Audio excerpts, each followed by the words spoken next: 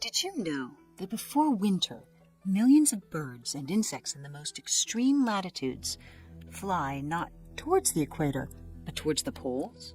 And that those animals, when given tracking devices, lose their tracking signal? Did you know that mosquitoes in the northernmost landmass, Greenland, are so large and aggressive they can take out a caribou calf?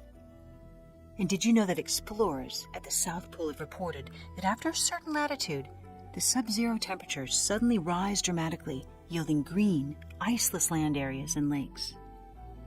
This strange evidence of warmer regions all indicate that the North and South Pole may hold secrets beyond the idea of Santa Claus.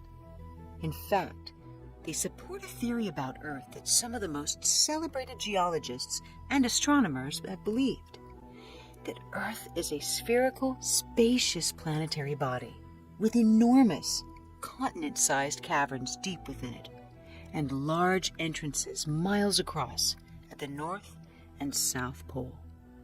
They say inner Earth has water, oceans, and luminosity, and that it sustains not only plants and animals, but intelligent life. If this sounds like heresy, lay aside what you think you know, and we'll show you the evidence, the scientists, the legends, and testimonies behind the inner Earth theory, so that you can see why it may be the most game-changing information ever concealed from common knowledge. That miles beneath your feet are ideal conditions for a life-sustaining and inhabitable inner Earth. Who wasn't taught that gravity is what makes an apple fall? We've believed this for roughly 300 or 400 years, since Isaac Newton defined it and its relationship to mass. Well, in 2017, two neutron stars collided and proved, indeed, it's not a force. It's actually a distortion in space-time. According to Einstein, an apple falls from a tree because the apple's responding to a curvature of space-time caused by the planet's mass. There's no attractive force called gravity. Fair to say that's a massive paradigm shift. So, if we were wrong about gravity, could we be wrong about other theories, particularly those that involve it? How we measure Earth's mass. Today, the Cavendish experiment measures the mass of one object based on its tug to another. But even before the redefining of gravity, this theory had flaws. The gravitational conditions in a science lab are nothing like conditions in space, and the theory assumes that each particle exerts a fixed force upon all others, ruling out the very real possibility that particles near the surface of a planet might exert a force greater than those deep within it. So, if gravity is no longer a valid theory, and it's used to determine mass, and the mass of the Earth is overstated, then it follows that the masses of all other planets in the solar system are also overstated. If the Earth is cavernous or hollow, then so too is every other planet in the solar system. Some of the greatest scientific minds have challenged the theory of a dense Earth. Around the same time as Newton, geophysicist, mathematician, and astronomer Edmund Halley, who predicted the orbit of his comet, said the magnetic anomalies of the Earth could only be the result of a different composition. He believed that beneath the Earth's crust were two thick concentric shells, and that each region potentially had its own atmosphere, luminosity, and was possibly even inhabited. If this idea sounds crazy, check out this NASA video taken showing Saturn's North Pole, with the exact counter-rotating fields that Halley described. And in this rare NASA video of Jupiter's pole, you can count up to 15 of these counter-rotating cylinders. Halley also speculated that the poles would have access into Earth, and that the aurora borealis was the result of light emanating from this counter-rotation, exactly as it does in the videos of these other planets. Watch this NASA video closely, and you'll see that the Australis borealis appears to be clearly emanating from a dark point on the planet.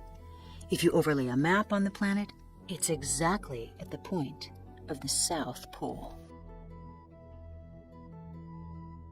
100 years later, Swiss mathematician and physicist Leonhard Euler, who's still considered one of the greatest mathematicians of all time, also proposed that Earth was completely hollow with a central sun in the center, similar to what Halley proposed.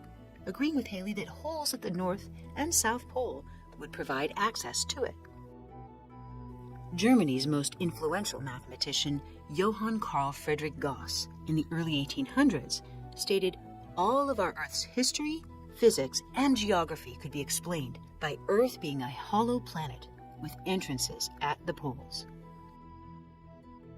Naturally, satellite images of the poles are going to disprove this craziness, right? Well, there's a problem. NASA's images and videos of the poles are rare. They're hard to find.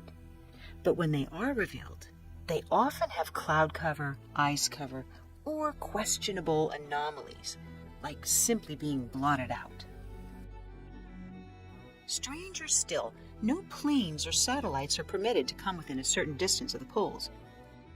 Well, in November 1968, a satellite photo of the North Pole was released. It showed a large polar opening in absence of cloud cover. Now, it's possible a trick of time-based photography created this illusion, but satellite images since then, showing serious anomalies, do raise questions, particularly the one from Russian space station Mir in 1987, showing light emanating in a very mysterious fashion. And then there are other NASA images of the planets: Venus, Jupiter, the various moons, all showing strange qualities or blotted out poles. In fact, how is it possible to have perfectly hexagonal angles on Saturn? Why do these images from space consistently have their poles concealed? Like this blotted one of Jupiter, where you can actually see light emanating from the center. Was Edgar Allan Poe correct when he said, "Sometimes the best hiding place is the one that's in plain sight"? Another anomaly in measuring Earth's mass happens when we study earthquakes. Since the early 1900s, seismograph readings have proved that Earth does have some density, but not without raising even more questions. You see, when an earthquake occurs, seismic waves are measurable as they spread, but then the signals disappear entirely, only to reappear further on. These shadow zones are believed to be the result of waves hitting a molten core, and there are complicated mathematics theorizing why. But even then, there are many inconsistencies with seismograph readings. It's not a tidy science. So with all things considered, could it be that the simplest solution is simply the accurate one? Is it possible the waves reverberate within a belt-like zone but disappear into very large caverns or underground seas miles beneath the Earth's outer crust? Would that just be too simple an explanation? If the possibility of inner oceans sounds strange, take note. The first of the deepest holes ever drilled into Earth was in Russia, beginning in 1970. It was called the Kola Super Deep Borehole, and it took 20 years to make. As is often the case when humans venture into the unknown, Kola left a few scientific theories in ruin. They discovered unprecedented heat, fossils at depths 8 miles down, and the surprising result? Water, at far deeper depths than had previously been assumed. Then, in 2014, a team of 20 U.S. geophysicists using seismic readings discovered large bodies of water 400 miles into the Earth. They concluded that the mantle transition zone, a rock layer between 400 and 700 kilometers below the Earth's surface, could hold 3 times the amount of water in the world's oceans. One of the team's scientists said, "This is direct evidence supporting the hypothesis that the deep Earth holds a lot of water." Modern science can't confirm the physical structure of Earth's interior as a fact, and there are many questions about the existing theory. For example, a forming planet has zero gravity in its center, so its mass accumulates where gravitational and centrifugal forces are balanced, creating a sphere with openings at the top and bottom, like a hurricane of matter in space, not as a solid body. This energetic flow, the torus, is a self-organizing system in nature where energy expands and returns to itself. We see it every day in an orange, a whirlpool, a tornado. It's in the atom, the galaxy. None of these is a dense system. So, let's consider another possibility. Over millions of years, the planet has succumbed to a combination of forces responsible for shaping it. Heating, cooling, convection, carving by lava, running water, and glaciers, but also centrifugal forces, which create inner spaces in a mass revolving on an axis. These natural forces could make a planet more like a honeycomb or Swiss cheese than a perfectly solid rock. So current models of Earth's interior are not fact, they're theories. In the meantime, look at the facts you do know. Every continent has extensive cavernous networks, like Son Doong Cave in Vietnam, with its jungles, rivers, and space to fit a 40-story skyscraper.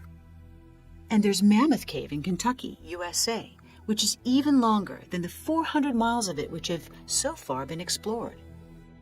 Who's to say these spectacular naturally occurring spaces are not found at deeper depths? According to laws of physics, empty spaces are unnatural in nature. So caves have their own ecosystems and water bodies, plant life, animal life. If they extend deep into the earth, life will still fill it. Even the most unhospitable depths of the ocean have life forms and creatures that have adapted to the darkness by creating their own luminosity. As Aristotle said, nature abhors a vacuum. Wherever there is a void, the universe seeks to fill it. So if enormous caverns like those we already know of continue on to reach deep into the earth, what then could be residing in the space miles beneath our feet? Since we're prohibited from flying over or seeing the poles, and we're prohibited from exploring caves without permits or assigned guides, how might we know what exists in inner Earth? Interestingly enough, many of the accounts of this strange, unique land have been told by very respected, credible people. But first, let's look at history. Almost every ancient culture shares legends about interactions with subterranean races. Clearly, some of these are considered to be purgatory for sinners, attempts to deter people from wrongdoing. But other legends, those about Agartha, with its cities Shambhala and Potala, have striking resemblances, no matter which continent they originate from. In all legends, these civilizations tell of two beings, very tall giants or very advanced reptilian races. The word Agartha is of Buddhist origin. True Buddhists fervently believe in this subterranean empire, which they say has millions of inhabitants and many cities, including the capital, Shambhala, where a supreme ruler dwells. They believe the Dalai Lama is his terrestrial representative, and his messages are transmitted to the lamas in Tibet. They believe that they've been there for thousands of years, sheltering humanity since the terrestrial cataclysms. The Russian artist, philosopher, and explorer Nicholas Roerich published that a Tibetan Lama revealed the capital of Tibet was connected by a tunnel with Shambhala, the heart of the subterranean empire of Agartha, and that the entrance of this tunnel was guarded by lamas who were sworn to keep its actual whereabouts a secret from outsiders. Those who are led through this underground passage travel deep into earth through areas where it becomes so narrow it can be difficult to pass through. According to Tibetans, Shambhala is a physical place, but one that also has an ethereal nature, given its location inside this holistic, evolving planet. Given our understanding of how matter can be warped in space and time by mass, this could make sense. One Gnostic scholar explains the underworld as a plane between spirit and our reality, an area where the ethers of spirit become nature, and nature returns back to spirit, making it both a physical and an apparitional realm. In the ancient epic poem, the Mahabharata, the Hindus also spoke of Aryavarta, the abode of the excellent ones, which was said to be ruled by a supernal race, the Nagas, a half-human, half-reptilian species depicted with jeweled hoods that light their realm. It's said the Nagas possessed cutting-edge technology and had an unpredictable and sometimes merciless nature, known to abduct and torture humans, while at other times influencing positive events on Earth. It's also said they inhabited Patala. Perhaps it's not coincidence, then, The name of the palace where the lamas guarded the tunnel entrances is the Potala Palace. It also raises questions about the motivation the Chinese government had when they violently overthrew Tibet's peaceful leaders in the 1950s, in a coup which may have cost up to 1 million Tibetan lives. Another Indian epic, the Ramayana, tells the story of the great avatar Rama, a blue-skinned emissary from Agartha who arrived on an air vehicle. These air vehicles were called Vimanas, which means car or chariot of the gods, carrying its occupant through the air. Strangely, flying airships have remained a consistent part of all Inner Earth stories, every one of them. In Africa, a similar tunnel was believed to connect the secret chambers at the base of the Pyramid of Giza with the subterranean world, by which the pharaohs established contact with the gods of the underworld, ancient Egyptian deities like Ra, Thoth, Anubis, had qualities unlike humans: unique height, skin coloring, eyes, often avian or bird-like heads.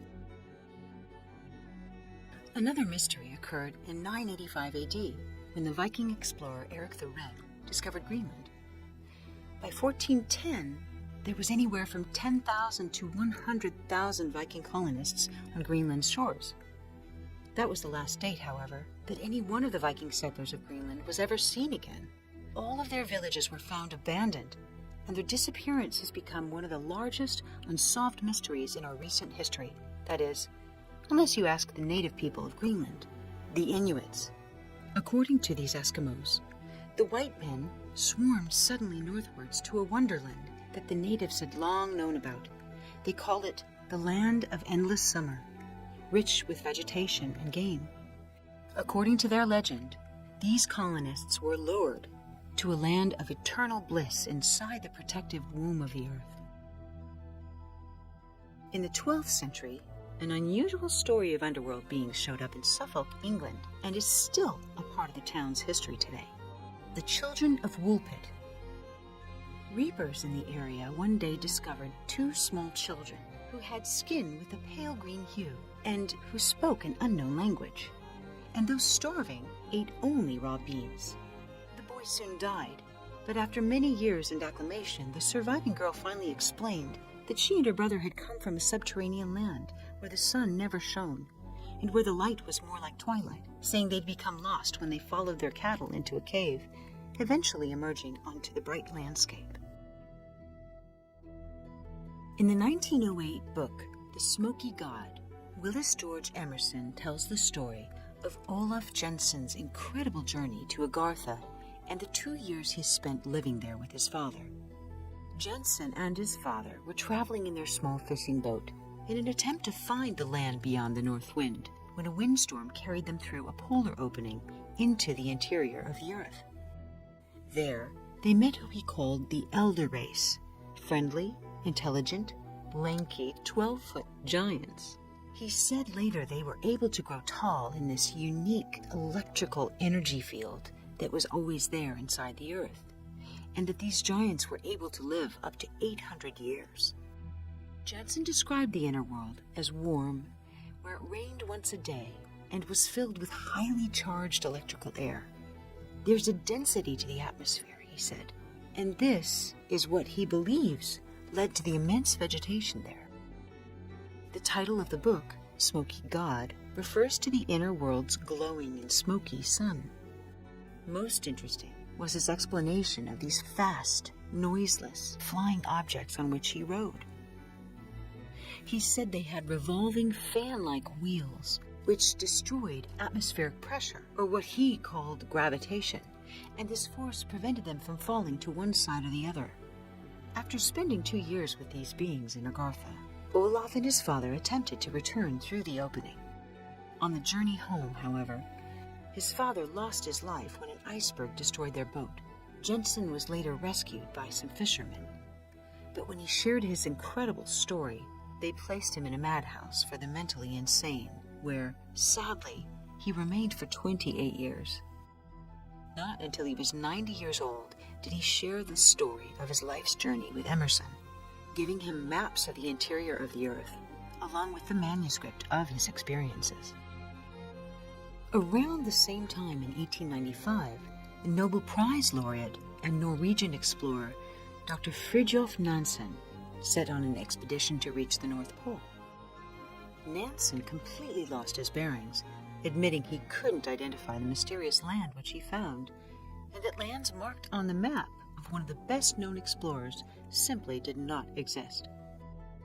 He had many unusual things happen, noting that after bitter cold, suddenly the temperature began to rise, and it even became unbearably hot. It was never made clear where Hansen was exactly, but as the expression goes, he was not in Kansas anymore. Deep in the Amazon jungle, the ancient Makushi Indians have remained isolated from advanced civilizations until very recently. They're said to be the guardians of an entrance to inner Earth, and they describe the journey and the beings in vivid detail. They say for 15 days you must traverse through caverns until balls of bright light and glowing discs appear inside the Earth. There, a civilization of very tall beings, 12 to 15 feet, live inside a lush ecosystem of vegetation. This primitive culture also describes how they encounter molten rock at deep depths. Without any modern education, how could they know such detail unless there was some truth to their story? After the First World War, a German occultist group founded the Thule Society to pursue paranormal sciences. They publicized the Tibetan legends about openings into the earth, and they became obsessed with finding these entrances, with German emissaries even visiting Tibet.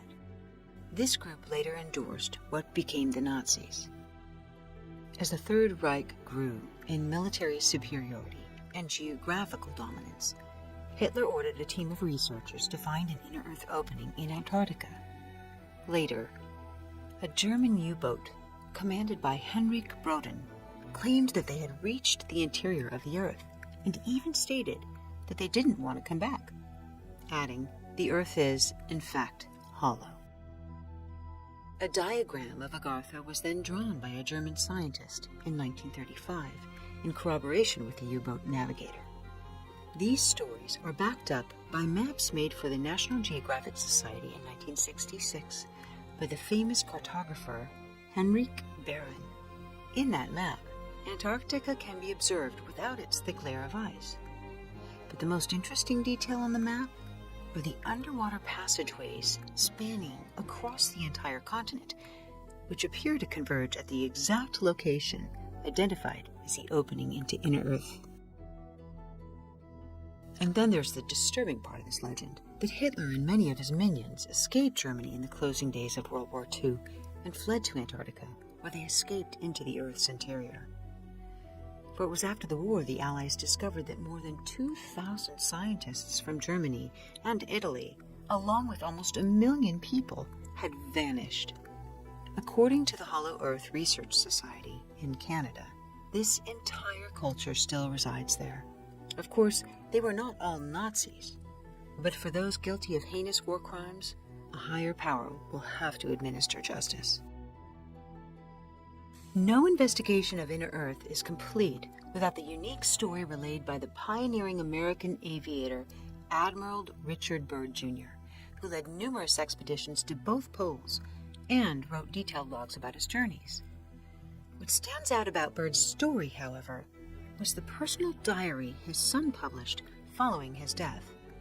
In this document, he gives vivid details about his expedition to the North Pole in 1947, the geographical anomalies he witnessed, which he couldn't make sense of, being met by unfamiliar flying craft, which assumed control of his plane, and then literally being taken to their leader, the master of the inner Earth civilization. Before you write this story off, it's important to understand the man who wrote it, and to examine his behavior while he was alive. Richard Byrd was one of the most highly decorated officers in military history. Among these was the Medal of Honor, the highest medal given by the United States for valor. He fought for the Allies in both World Wars and led 2 huge military expeditions to Antarctica following World War II. He was an efficient, concise leader, and every trip he made, He kept detailed logs of just facts. He was not a poet or a storyteller. The idea a man of this rank and stature would fabricate stories is unimaginable.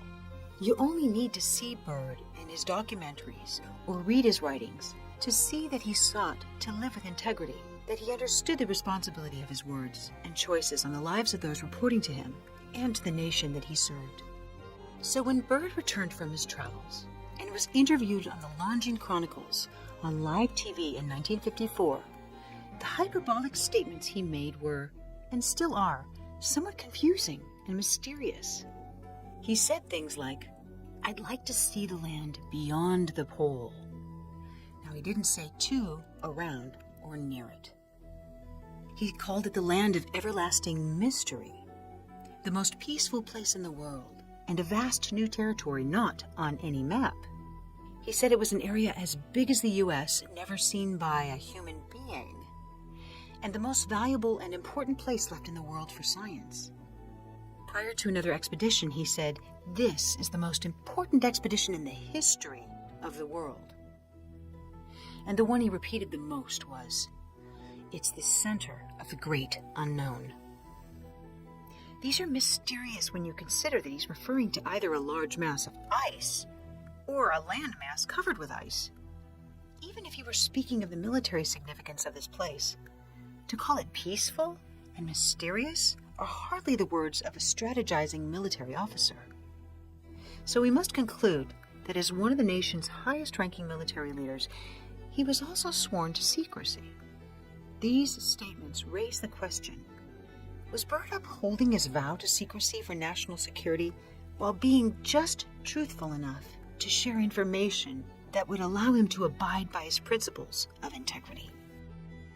In February of 47, Byrd, the one man who has done the most to make the North Pole a known area, made the following statement: "I'd like to see the land beyond the pole, the center of the great unknown." Millions of people read this statement in their newspapers or heard it on the radio broadcast. Did they look at their globes? What land was he talking about? If you look at the map, calculate the distance from all the known lands near it, and none of them are within 200 miles of the pole.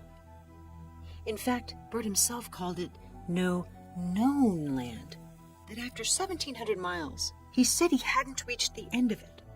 He should have been back to civilization, right? But he wasn't. He should have seen nothing but ice-covered ocean, or at the very most, partially open ocean. Instead, he was flying over green, lush areas, including lakes and mountains. It was already published that he had discovered 2 unknown land areas measuring a total of 4,000 miles across, and yet, instead of receiving notoriety like Christopher Columbus, his story disappeared. Was Byrd trying to say what he knew without revealing it outright? Was anybody paying attention? To add to this confusion, in 1956, the editor of Flying Saucer magazine, Ray Palmer, wrote a detailed story on Byrd's discoveries. Apparently, however, as the issue headed to press, they mysteriously disappeared. And strangely, the printing plates were found badly damaged, so a reprint couldn't be done. Some other interesting, indisputable facts about the time were that, up to this point, there had been a few books published about the North Pole having entrances into the Earth. Another thing was that Byrd was accused of lying in effort to receive credit for being the first person to the North Pole, an accusation that seems somewhat inconsistent with a man of his character. Another thing that Byrd shared was that the poles are concave, not convex as thought, and that the South Pole is 10,000 feet high, whereas the North Pole is 10,000 feet low. It was well documented that there was a large spike in temperature as he approached the pole. But one of the biggest mysteries involving Byrd may have happened right after World War II with Operation High Jump. While it was said at the time it was an expedition to Antarctica to find coal and other resources, that story later changed to training military personnel and establishing a research base. In the meantime, you can't help but wonder why either mission would require 33 aircraft, 13 Navy ships, and almost 5,000 soldiers, and mysteriously result in loss of lives. Leaks later revealed that the true mission was to retrieve the missing Nazi leaders from their refuge in Antarctica. But Byrd cut the 8-month mission short after what the Chilean press reported as troubles with many fatalities, though the event was clearly downplayed in the U.S. Following a military-aided evacuation, the force returned. Their stories immediately became classified as top secret, but inevitable leaks revealed that there were attacks by highly advanced saucer-shaped airships. The Secretary of the Navy, by this time the Secretary of Defense, James Forrestal, started to talk. President Truman forced him to resign, and he was soon taken to Bethesda Naval Hospital's psychiatric ward, where he was prevented from seeing or talking to anyone, including his own wife. When this high-ranking man was found dead, of course, it was ruled a suicide. Case closed.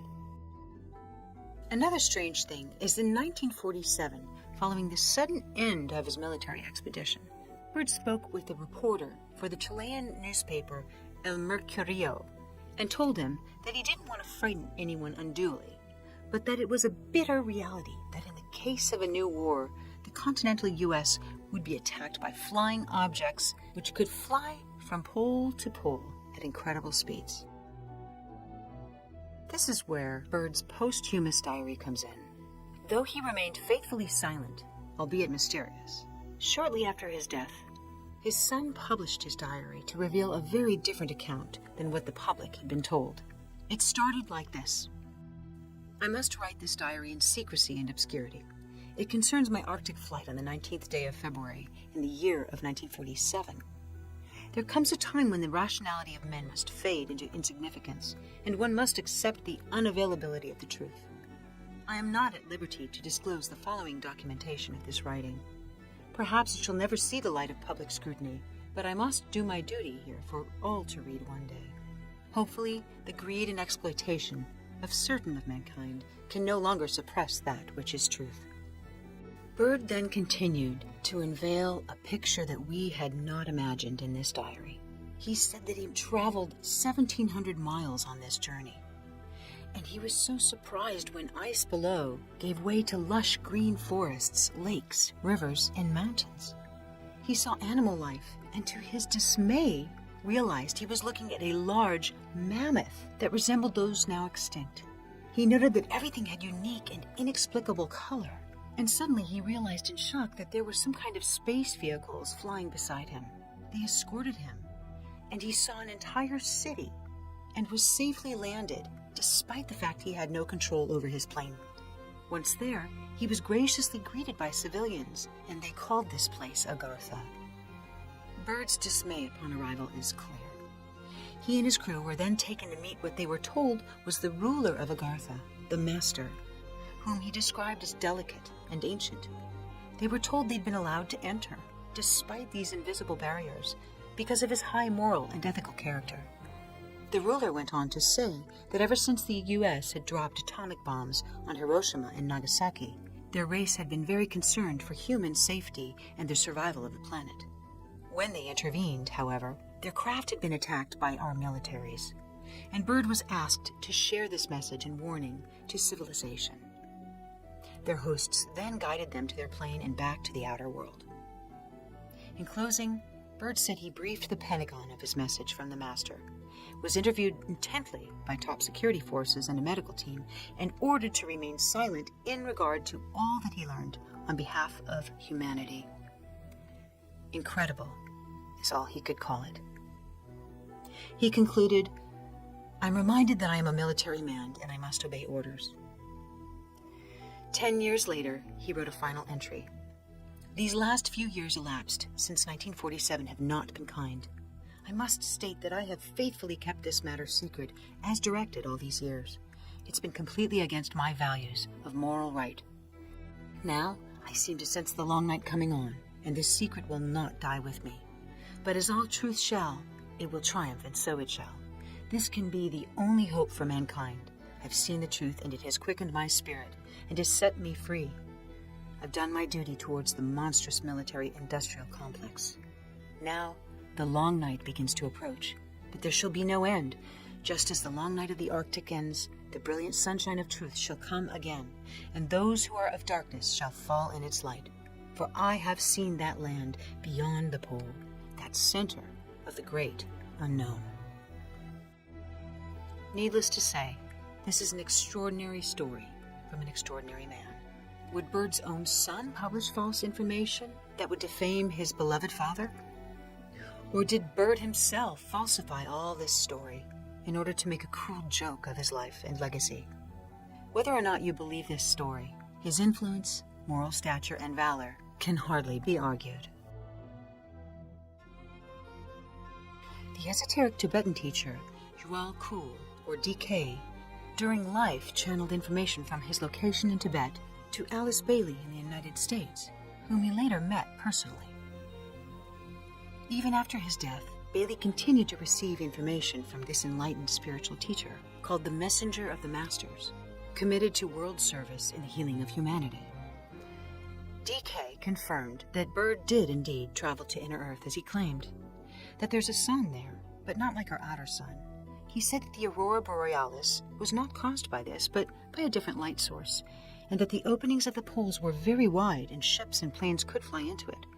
However, a yet unknown energy field will camouflage it and naturally protect it.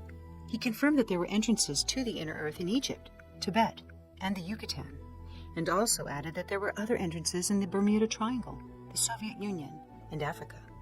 He said that there were different races in the Inner Earth, just like on the surface, and some of them quite tall.